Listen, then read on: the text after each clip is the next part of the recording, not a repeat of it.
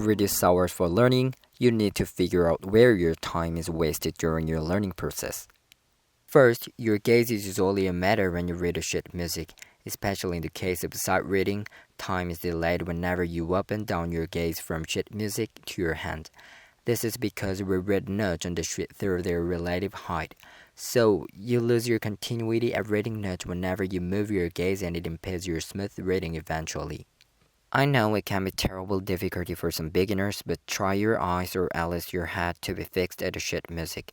The point is that you don't need to try keep your fine rhythm. If there is a huge leap, so you need a slower tempo, then just slower the part. But don't forget to fix your eyes on the sheet music.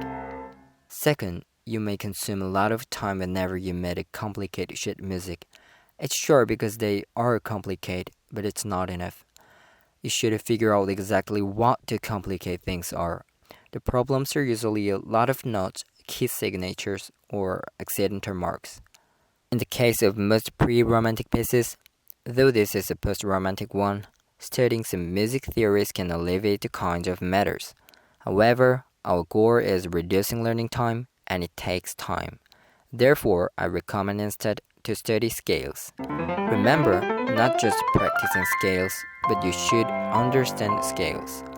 Master all 24 or 36, including melodic minor scales, and do not forget to finish your every scale with this series of chords. The more you are used to positioning and sound of scales and the chord, the faster you read and memorize pre-romantic pieces.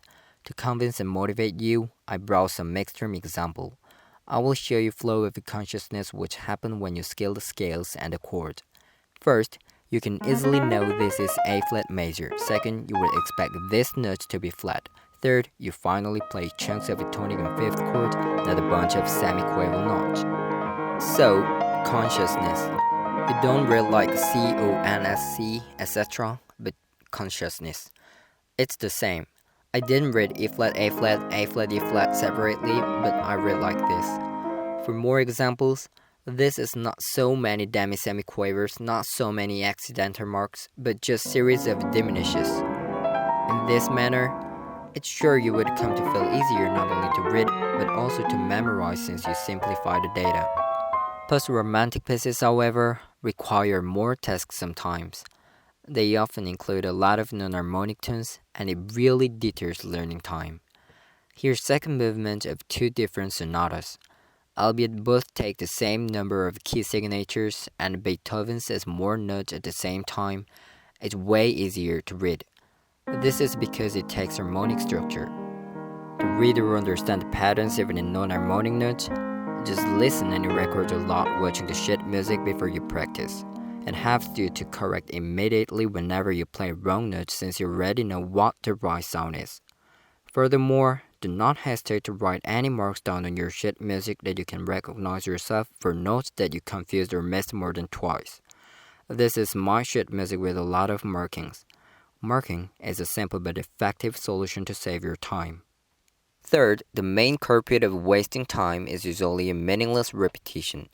Repetitions are essential when you practice, but to be meaningful, it must entail accumulation. Your will to remember the sound of notes and the motion of hands, that is the accumulation. To accumulate efficiently, make sure you are fingering first.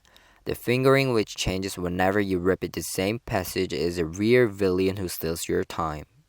Tempo is an important matter as well for proper accumulation. Before you are skilled in the sheet music that you are studying, do not practice fastest tempo that you can play, but fastest tempo that you can appreciate yourself. When you read some text, you don't read as fast as you can, but read with speed that you feel easy to understand. It's the same for music.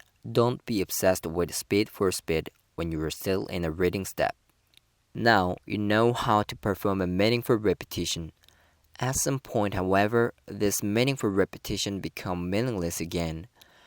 After you reach enough tempo with the sheet music, you should change your learning step intentionally to the memorizing step.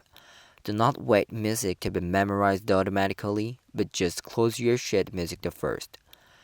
If you just keep your repetition watching the sheet music, it will take much more time to be memorized in detail. After you close the sheet music, You can be confused even from the first bar.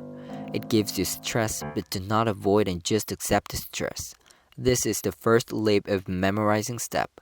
Whenever you detect wrong notes during your playing, do not check the sheet music immediately. Try to find answer yourself first, press any note if you can't, and compare your answer with the sheet music later. Even when you totally forget next note you should play, do not check the sheet music, but compose your own answer and check what you've missed later. This is actually a method applied to every field which require memorization, not only to practice in piano. In piano, especially, you should pay more your attention when there is a subtle difference between similar passages. Actually, one more case, in my experience, when thumbs should move very closely. In the former case, analyze which is different watching the sheet music before you practice. In the latter, however, use the commit and compare method. I just decided to call the memorizing method in this way. Just commit and compare with the answer.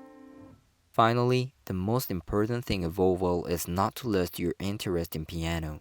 Focus on doing your best, not doing as good as others. I've organized my tips to make you have more fun in practicing rather than to give you a lot of homework and burden. I hope you've enjoyed today and let me know if you have any curiosity regarding the content.